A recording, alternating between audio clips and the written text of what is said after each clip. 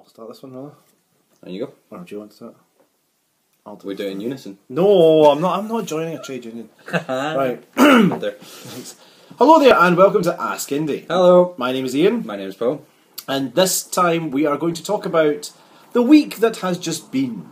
Yep. And it's been an interesting week for the Better Together campaign. Not in a good way. People, I think across the political landscape and across the media have said this hasn't been the best week for the Better Together campaigns. A lot of negative stuff has happened. Obviously, we've talked about the debate between Alistair Darling and Alex Salmond. That didn't go well. But on top of that, there have been a few other things that have happened this week. Yeah, well, there's been a lot of publicity drawn to Better Together, and the official one that's come out, I really didn't like this, and I know you're not overly keen either, and is the wee cup of tea woman who goes on about her husband Paul never shuts up about the debate, and she's eating your cornflakes and cereal. Yeah. Is it not called The Woman Who Changed Her Mind? I think they actually gave it it's like a short film. It's called The Woman Who Changed Her Mind. Yeah, she changed her mind in 2 minutes. And drinking a cup of tea. Yeah, and because of that man off the telly. Yeah, it's very insulting. It's very, very patronising.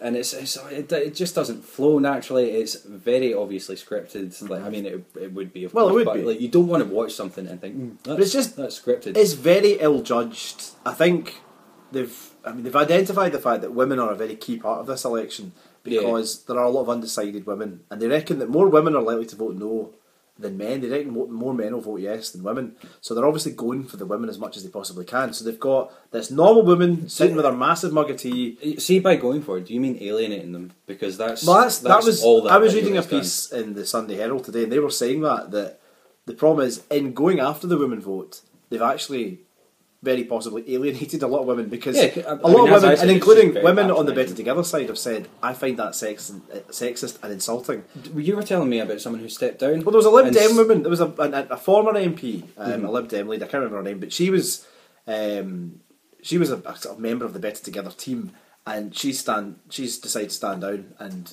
she said she's going to vote yes now. She said that was the fight. She said she actually described it as the straw that broke the camel's back, and she's going to vote yes now. Yeah. So you can't picture people who have seen that who are now going to turn around and go, oh yeah, that wee woman. I can't imagine anyone that's undecided thinking that woman with the big mug with Paul. Yeah, I'm definitely going to vote no now. The big mug. Yeah, I mean it's ridiculous. It's such a rubbish advert. I mean, if you go online and look up the Women for Independence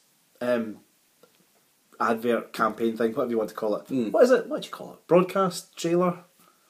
Propaganda piece. Propaganda piece. Well, there's a clip anyway. There's a Women for Independence thing, and it's much more natural. There's loads of different women, and they sound like they're not reading off a script. Lacey Smith appears at the end, and she's obviously. But she actually doesn't even sound like she's reading off a script either, but it just sounds kind of natural, and it sounds like there are things from the heart. And there's like all these women saying, this is why I'm voting for independence, because I've got concerns about this, and I want to do this for my children, I want to do that.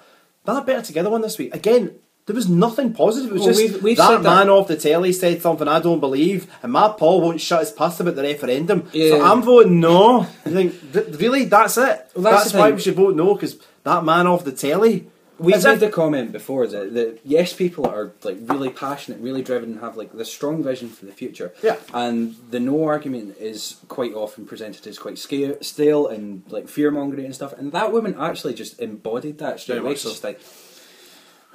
She keeps making it just like, who knows what the man off the telly's going to do? He says we can keep the pound. It's rubbish. You think you've managed to embody everything negative about the Better Together campaign in 2 minutes of sexist propaganda rubbish. Do you know, I have to admit, I didn't even get to the end of it because I was like, this is so bad. Like, I did, and you can now follow. I think it's Patronising BT Lady on Facebook. I follow her. What else has happened? Well, there's been a few things have happened. Well, I mean, the other thing we haven't talked about because we've not had a chance to. Did you see the party political broadcast the week before the Better Together put out? I don't think it did. Well, there was a bit of a stoosh about that because earlier on in the day, it was like a week past Monday. There was a big message on the Better Together website, and it was like different people leaving messages as to why they're going to vote no. Yeah. And there was a woman had left this big long comment. And then people had actually looked into who this woman was, and it turned out she was a supporter of the BNP, and she had made many tweets about meeting Nick Griffin and Celtic supporters burning and hanging from trees, things like that. Pleasant stuff. So her Twitter account was deleted suddenly, and her message on the Better Together website disappeared suddenly. Unfortunately though, She appeared 3 times in the broadcast that was on BBC television that night. So she's not disappeared entirely then? She's still in that. There's another fantastic story today in quite a lot of the newspapers that the woman who is one of the main pictures in the Better Together leaflet that went round every single house in Scotland, she's come out and said that she's an actress and that she's actually voting yes, and she's actually a bit embarrassed about the fact that she's on there. Really? Yes. Yeah, it was on the Herald. It was in the Herald today, and it's been in quite a lot of news things last night. I think we've speculated about that quite a lot. Like, she was quite embarrassed. She said that it was an acting job and I just did it, and it's only now that I really kind of feel a bit embarrassed about it. So she's come out and said, I'm voting yes, I always was going to vote yes, I just did it as a job. Jim Murphy. Now, have you seen any of Jim Murphy's videos? I came across one or two a couple of weeks ago. He's out doing public speaking. He's ridiculous. I think he's riling people up. Well, that's the problem. I think he's like an agent provocateur, I believe the French term is. He's going out there on the streets and he's being unpleasant to people. Yeah. And really shouty and unpleasant to people. I mean, I saw a clip last week where he was in, I think it was Wishaw, and it wasn't just him, it was the wee guy that was beside him blowing up the Better Together balloons. Yeah. And a woman came over and said something to him, and the guy said, aye, you're only here because you've not got a job. And it turned out that the woman that had made the comment to him was actually a carer who had to stop work to have cancer treatment. And this guy had said, you're only here because you've not got a job. And then they carry on shouting at the guy and he just keeps pumping up the balloons and he won't look up. But everywhere Jim Murphy goes, he just riles people. He's very antagonistic and unpleasant. So that culminated this week in him getting an egg smashed on his back, and that's made a lot. It was on the BBC, it was on STV, it was happened. So that happened, and obviously the papers were full of all these things saying like, oh, there's nationalist mobs and the Evil Yes campaign, and they're giving Jim Murphy a hard time. Which, if you actually take the trouble to go and watch any of Jim Murphy's videos, he is vile and antagonistic and unpleasant to everyone that he speaks to. Yeah. He's very dismissive. Unless they're saying something nice, but he's very dismissive and he's very sarcastic, he's very unpleasant to the people he speaks to. Did you hear about the Iron Brew thing? In the first video that sort of went viral, he was holding a bottle of Iron Brew. He was spotted with the Iron Brew in his hand, and allegedly, I don't know if there's any truth in this, but allegedly Iron Brew sent him an official message saying, please do not... Don't be surprised, because he's got the bottle of Iron Brew, it's not good. Yeah. And the other thing that then happened the next day was there was a big radical independence thing going on in Glasgow yesterday, Saturday, and there were obviously a lot of Better Together people about as well. Like protests. Because they knew there was going to be a lot of yes people. So there was a guy there representing, I think it's the Britannica Party, they're like BNP, they're like this kind of Scottish faction of the BNP. But anyway, and I've seen photographs of this guy. The guy basically is standing on a box like Jim Murphy.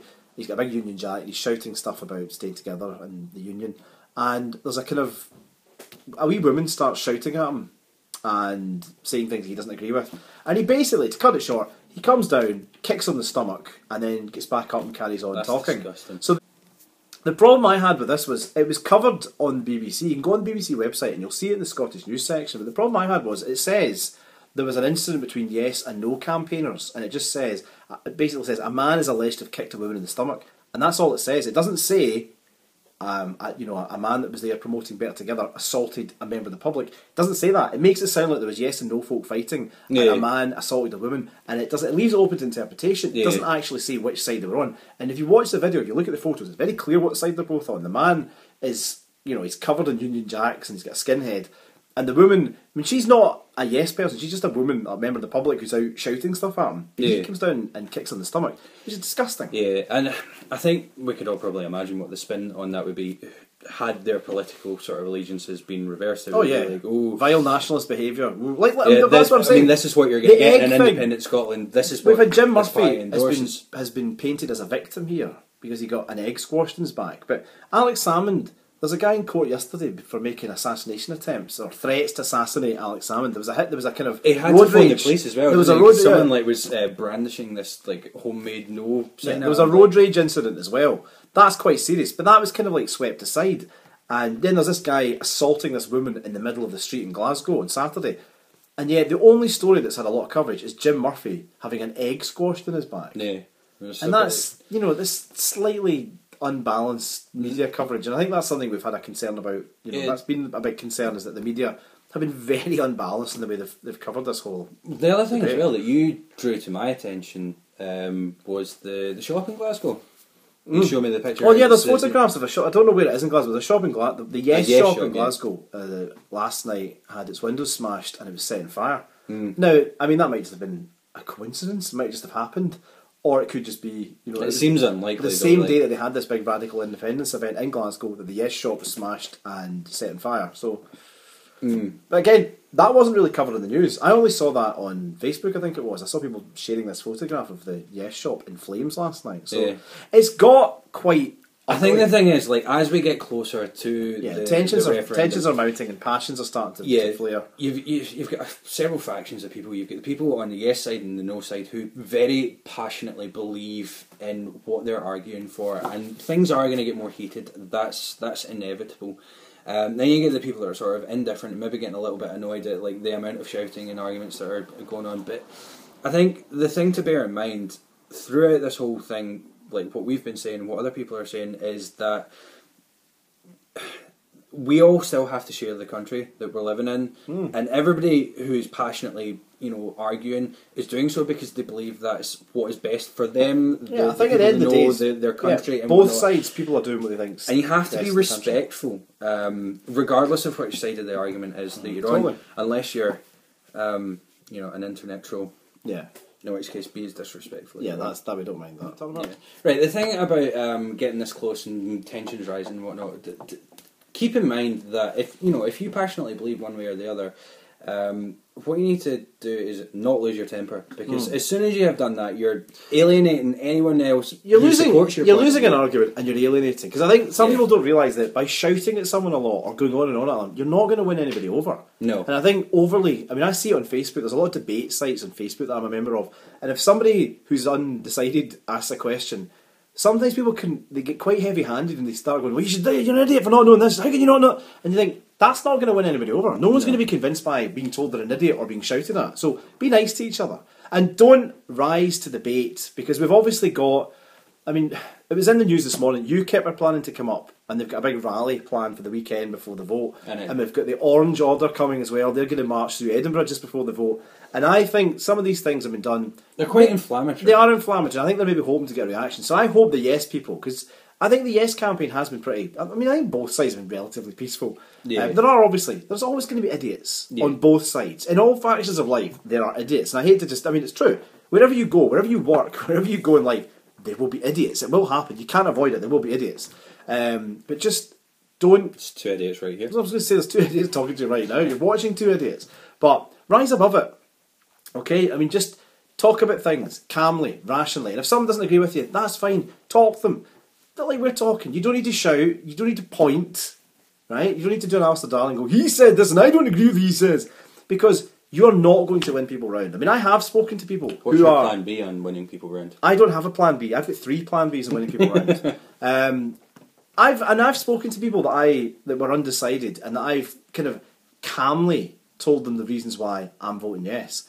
And I think most of them have come round to seeing things the way I see things. Either that or they're just agreeing with you. Oh, they're just agreeing, so I was like, stop talking. Your stupid badges and your wristband thing. But shouting at people and telling them they're wrong, that's not going to work. No, it's not. So you've got to be nice to people. Explain to them. Be kind. Be excellent to each other. And as a final piece of advice, I know this is a negative thing, but dead on a positive, if you can, go online and search for the Wee Blue Book. Okay? Wee Blue Book. Wee Blue Book. It's a 70-page book. It takes about an hour to read it. It's full of loads of facts about why independence would be a good thing.